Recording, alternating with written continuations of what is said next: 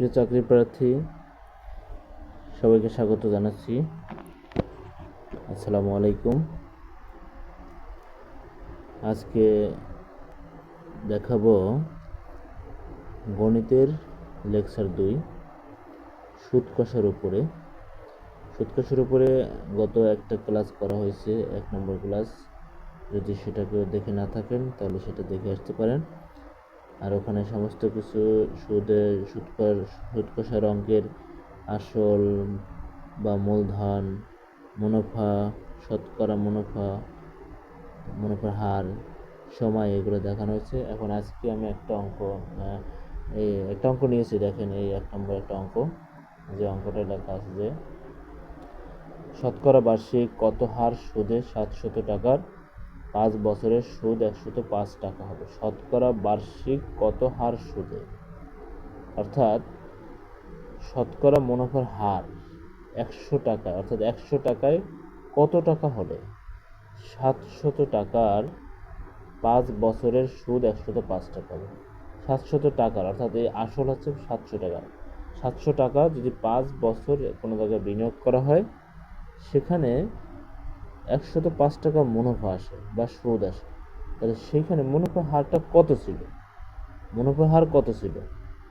অর্থাৎ 100 টাকায় মুনাফা 100 টাকায় কত টাকা ছিল। তাহলে দেখেন, আমরা এটা লিখতে পারি যে দেওয়া আছে আসল পি টাকা, আসল পি সমান 700 টাকা, সময় এন সমান 5 বছর, সুদ বা মুনাফা আই সমান 105 টাকা। আমরা জানি শতকরা বার্ষিক মুনাফার হার, যে আমরা মুনাফা হারের যে সূত্র জানি, সেই সূত্রটা এখানে ইউজ করেছি। সূত্র কি? মুনাফা হারে আর সমান আই, অর্থাৎ মুনাফা গুণ 100 বাই পি, অর্থাৎ আসল গুণ এন মানে সময়। তাহলে মুনাফা কত? একটু আগে প্রশ্ন দেওয়া ছিল 105 টাকা, সে 105 টাকা লিখেছি, তারপরে গুণ 100 টাকা। এটা হচ্ছে কিন্তু ওই যে শতকরার জন্য 100 টাকা। এরপর 700 টাকা গুণ আসল 700 টাকা গুণ সময় 5 বছর। ওকে, এখন এই অঙ্কটা কাটাকাটি করেছি কিভাবে, সেটা একটু আপনাদেরকে আমি এখানে দেখাবো কিভাবে অঙ্কটা কাটাকাটি করেছি। দেখেন, এখানে হচ্ছে 105, তারপর 700, 100 বাই 5। এই উপরের নিচে যে অঙ্কগুলো আছে, এগুলো কিন্তু ভাগ অবস্থা আছে। উপরে নিচে অঙ্কগুলো কি অবস্থা আছে? এই উপরে নিচে অঙ্কগুলো কিন্তু ভাগ অবস্থা আছে। আর এই যে গুণটা দেখতেছেন, গুণটা কিন্তু উপরেও অঙ্কের সাথে উপরে অঙ্ক গুণ, নিচের অঙ্কের সাথে নিচের অঙ্ক গুণ। আর আপনারা আরও একটি জিনিস জেনেছেন, সেটা হচ্ছে কোনো অঙ্কে যদি ভাগ থাকে, তারপরে গুণ থাকে, তারপরে যোগ থাকে, বিয়োগ থাকে, তাহলে কিন্তু সেখানে আগে ভাগের কাজ করতে হয়, তারপরে গুণের কাজ করতে হয়, যোগের কাজ করতে হয়, বিয়োগের কাজ করতে হয়। তবে এই দুইটার মধ্যে কখনো কখনো আগে যোগের কাজ, পরে বিয়োগের কাজ, আবার কখনো কখনো আগে বিয়োগের কাজ, পরে যোগের কাজ। ওকে, তাহলে দেখেন, এখন এই যে আমি উপরে নিচে ভাগ করবো, এটার সাথে এটা ভাগ করতে পারি, এটার সাথে এটা ভাগ করতে পারি, এটার সাথে এটা ভাগ করতে পারি, এটার সাথে এটা ভাগ করতে পারি। এখন ভাগটা যে করবো, কাটাকাটি যে করি, কীভাবে কাটাকাটি সিস্টেমটা কি আসলে? মনে করেন আপনি এটা ভাগ করতেছেন, তাহলে 105 আর 700 গসাগু কত, সেটা আপনাকে বের করতে হবে। সেই গসাগু দিয়ে 105কে ভাগ করতে হবে, গসাগু দিয়ে 700কে ভাগ করতে হবে। আবার যদি 100 এবং 5 এই দুটো ভাগ করতে চান, তাহলে 100 এবং 5-এর গসাগু কত, সেই গসাগু দিয়ে 100 এবং 5কে দুইটাকে ভাগ করতে হবে। আচ্ছা, আমি মনে করেন 100 আর এই 700 নেব, এই 100 700 কাটাকাটি করব। তাহলে আমি দেখবো যে এই 100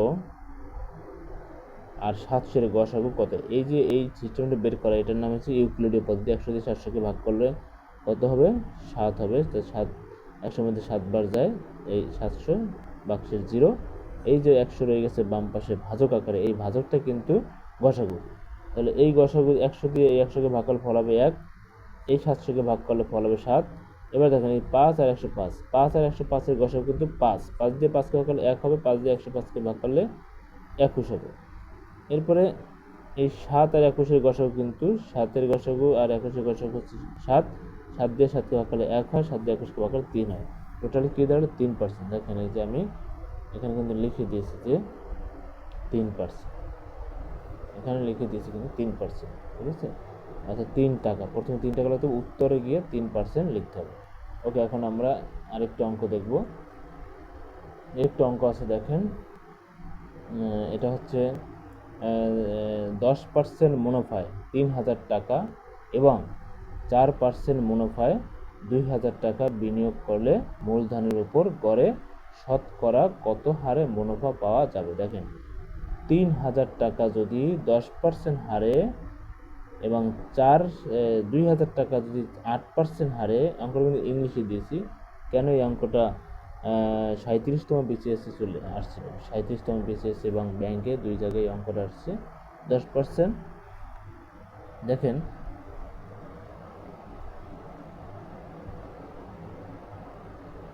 এই যে 10% মুনাফায় 3,000 টাকা আর 8% মুনাফায় 2,000 টাকা যদি বিনিয়োগ করা হয়, তাহলে মূলধনের উপর, মূলধন কোনটা? এটা, বা আসল মূলধন কোনটা? এটা। দুইটা মূলধন, 2% মুনাফা হার দেওয়া আছে। দুইটা মূলধন, দুই রকমের মুনাফার হারে যদি, দুই ধরনের 10% 8% মুনাফা হারে যদি এই বিনিয়োগ করা হয়, তাহলে এই মূলধনের উপর, এই যে দুইটা মূলধন আছে, দুইটা মূলধনের উপর গড়ে মুনাফার হার কত হবে? গড়ে মুনাফার হার কত হবে? দেখেন, এই অঙ্কটা আমরা এভাবে করতে পারি যে আপনার যেটা দেওয়া ছিল যে 10% হারে বা 10% মুনাফায়, 10% হারে বা 10% মুনাফায় 3,000 টাকা, আমরা এখান থেকে একটা মুনাফা বের করে নিই। এখান থেকে আমরা একটা কী বের করতে পারি? এখান থেকে আমরা একটা মুনাফা বা সুদ বের করে নিতে পারি। হ্যাঁ, আর এখানে কিন্তু বলা নাই যে কত বছর শতকরা কত হারে মুনাফা পাওয়া যাবে। তার মানে হচ্ছে এখানে 1 বছর ধরে আপনি অঙ্কটা করবেন, সময়টা 1 বছর ধরে। ওকে, তাহলে আমরা প্রথম ক্ষেত্রে কিন্তু লিখতে পারি, এখানে লিখতে পারি প্রথম ক্ষেত্রে,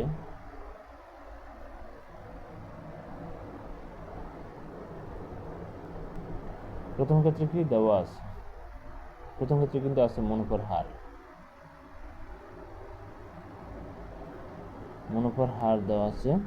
প্রথম ক্ষেত্রে মুনাফার হার দেওয়া আছে, মুনাফার হার 10%। আসল দেওয়া আছে, আসল দেওয়া আছে 3,000 টাকা। সময় কিন্তু 1 বছর।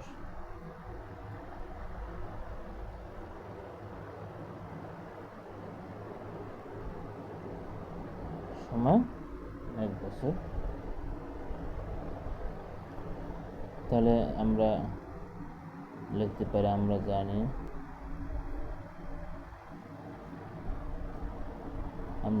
মুনাফা, এইখান থেকে আমরা মুনাফা বের করি, অর্থাৎ এই দুইটা ক্ষেত্রে আমরা মুনাফা কত পাই?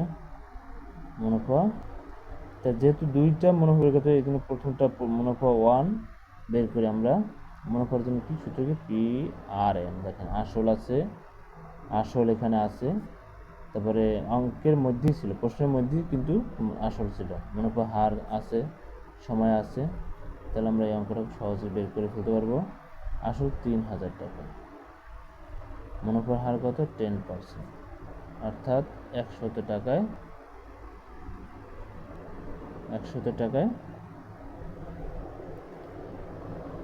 10 টাকা। ওকে, এবার আমরা এই 100 দিয়ে এই 3,000কে যদি ভাগ করি, ফল হবে 30। এই 30 আর 10 নিচে কিন্তু কিছু নাই, 30 আর 10 গুণ করলে হবে 300 টাকা। তাহলে প্রথম ক্ষেত্রে আমরা পেয়ে গেলাম যে এই প্রথম ক্ষেত্রে মুনাফা কত পেয়ে গেলাম। এবার দ্বিতীয় ক্ষেত্রে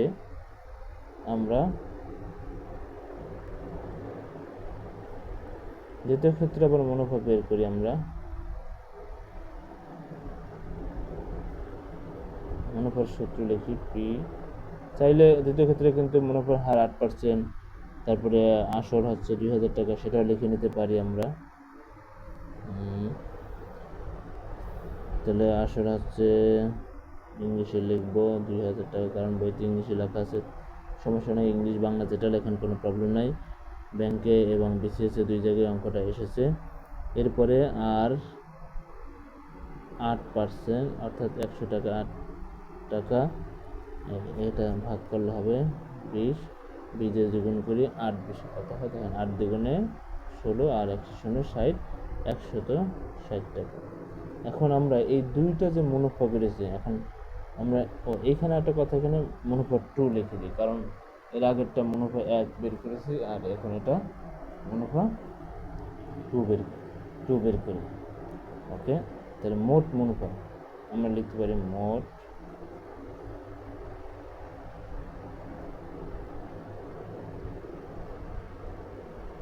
মুনাফা কত। মোট মুনাফা এই দেখেন, প্রথমে বেড়েছে 300 টাকা, পরে বেড়েছে 160 টাকা। তাহলে কত হবে? 460 টাকা মোট মুনাফা এটা। এবার আমরা মোট আসলটাও লিখে দেব। অতএব মোট আসল বা মূলধন, প্রশ্নে যেহেতু মূলধনের কথা বলছে তাই আমরা মূলধন লিখবো। তাহলে প্রথম ক্ষেত্রে মূলধন ছিল 3000 টাকা, দ্বিতীয় ক্ষেত্রে মূলধন আছে 2000 টাকা। কত হলো? 5000 টাকা। ওকে, কত হলো? 5000 টাকা। ক্লিয়ার? এখন আমরা এই যে মোট আসল কিন্তু 5000 টাকা হয়েছে, মোট মুনাফা 460 টাকা হয়েছে। এখন এইখানে গড়ে আমরা মুনাফার হার বের করব। তাহলে গড়ে মুনাফার হার বের করার সূত্র এইভাবে, গড় মুনাফার হার আমরা এভাবে লিখতে পারি, গড় মুনাফার হার সমান, এখন মুনাফার সূত্র কি? এই যে মুনাফা গুণ 100 গুণ পি গুণ এন। তাহলে মুনাফা কত? 460 টাকা। 100 আসল হচ্ছে 5000 টাকা, গুণ সময় আছে কিন্তু 1 ইয়ার, অর্থাৎ 1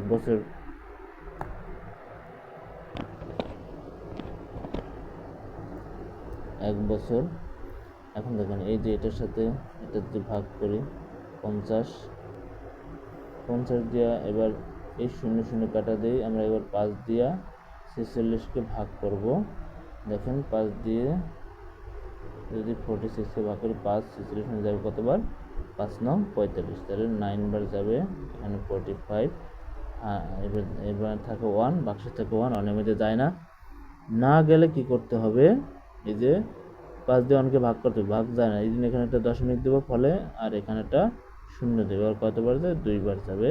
5 দিনে 10, তার মানে 9.2 টাকা। অর্থাৎ উত্তর কি হবে? 9.2%। এই হচ্ছে এই অঙ্কের উত্তর।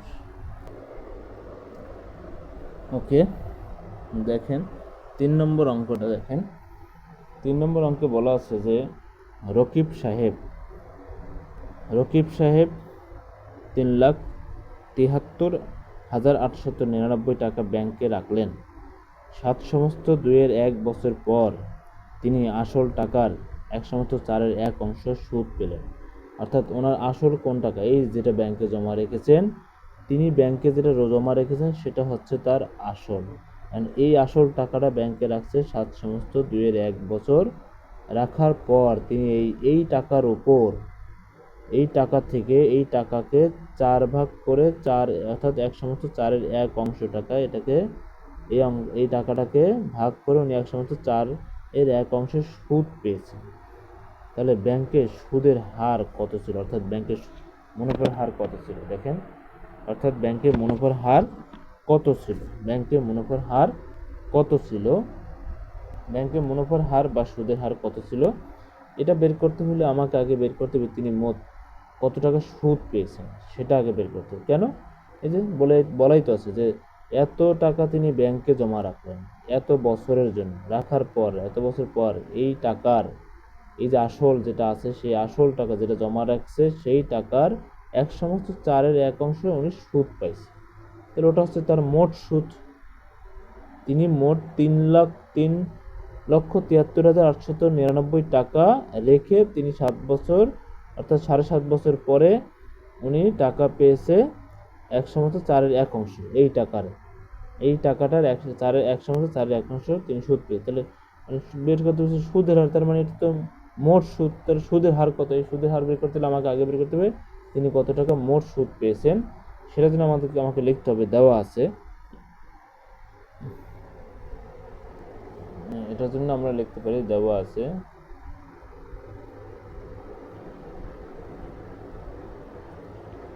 আছে আসল হচ্ছে 3,73,899 টাকা। সময়টা কত দেওয়া আছে? সময়টা দেওয়া আছে 7 সমস্ত 1/2 বছর, বা এটাকে আমরা যদি সমস্তটাকে ভেঙে সাধারণ মানুষে প্রকাশ করি, 7 × 14 আর 1 15, অর্থাৎ 7/15 বছর গেল এটা। এরপরে তিনি সুদ পেয়েছেন কত? উনি সুদ পেয়েছেন, এই যে তার আসল টাকা এত, তার সেই টাকার উপরে তিনি সুদ পেয়েছেন আপনার 1/4 বছর। অতএব সুদ পেয়েছে কত দেখি। মোট সুদ কত পেয়েছে? 3,73,899 এর এই টাকার কিন্তু 1/4 অংশ। ওকে, আমরা এখন এটাকে এই 3,73,899 এর মানে গুণ দেওয়া যাবে। এখানে 4 × 4 = 5, অর্থাৎ উপরে 5 নিচে 4। এই টাকাটাকে 4 ভাগ করে 4 ভাগের 5 ভাগ তিনি সুদ পেয়েছেন। এখন এটাকে 4 ভাগ করে আমরা কত পাই দেখেন। এটাকে যদি 4 ভাগ করি তাহলে তারপরে সেটা যদি 5 দিয়ে গুণ করি তাহলে সেখানে আমাদের মোট সুদ আসে বা মুনাফা আসে 4,6,7,3,75 টাকা। এখন এই ভাগটা যদি কেউ না পারেন তাহলে আমি ভাগটা করে দিতে পারবো, কোনো সমস্যা নাই। আচ্ছা, আমরা একটু ভাগটা করে দেই, করে একটু মিলেই দেখি যে আসলে কত আসে। এখানে হচ্ছে 3,73,899 টাকা। দেখেন 4 দিয়ে ভাগ করবে, 4 দিয়ে 37 কত? 4×9 = 36,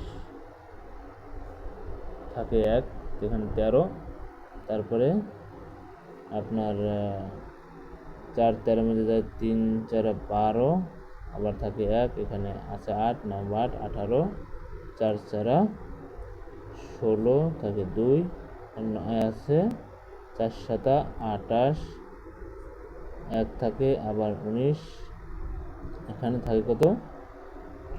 4 4 16, থাকে 3। এই 3-এর মধ্যে ভাগ যায় না, তাই এখানে দশমিক দেব, এখানে 0 দেব। 4 7 28, থাকে 2, যায় না 0, এই 4 5 20। এবার আমরা ভাগটা কিন্তু করতে পারি। তাহলে ফলটা কি দাঁড়ালো দেখুন তো। ফলটা দাঁড়ালো কিন্তু 9 3 4 7 4 9 3 4 7 4.75। এই হচ্ছে ফল। এখন এইটাকে আবার আপনারা এই যে 5 দিয়ে গুণ দেবেন, এটাকে আবার 5 দিয়ে গুণ দিতে হবে। কেন 5 দিয়ে গুণ দেবো? কারণ এই যে এই টাকাটার 4 ভাগের অংশ হচ্ছে এটা। এই টাকাটাকে যদি 4 ভাগ করা হয়, 4 ভাগের পরে 1 ভাগে, 4 ভাগের 1 ভাগে পরে এটা, তাহলে 5 ভাগে পড়বে কত? উনি তো 5 ভাগ পেয়েছে সুদ, তাই না? তাহলে 5 ভাগ কত টাকা পড়ে? 5 ভাগে পরে এই যে এতটা। 5 ভাগে কত পড়ে? এই যে দেখেন 5 ভাগে পরে এই যে এত টাকা পড়ে পাবে। এই যে 5 ভাগে এত টাকা পড়ে। ওকে, এখন এটা হচ্ছে তার মোট সুদ, তার মোট আসল হচ্ছে এত টাকা।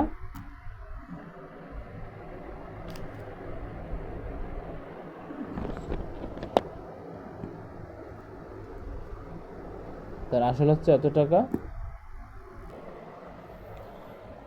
ওকে, এখন আমরা দেখবো তাহলে তার মুনাফার হার কত। এই যে অতএব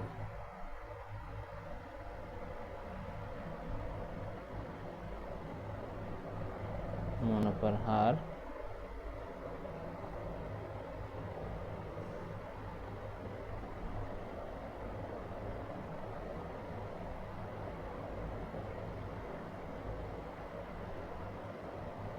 দেখেন তার সুদ কিন্তু ছিল 4,67,373 টাকা দশমিক 7 গুণ আছে 100 টাকা, গুণ আছে 100 টাকা। আসল হচ্ছে কিন্তু তার 3,73,899 টাকা, গুণ সময় কিন্তু 15/7 বছর, এটা কিন্তু তার সময়। ওকে,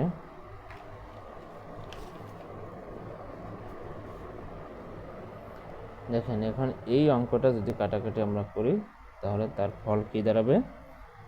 তাহলে তার ফল দাঁড়াবে 16/2/3%। এটা হচ্ছে তার উত্তর। আশা করি আপনারা বুঝতে পারছেন।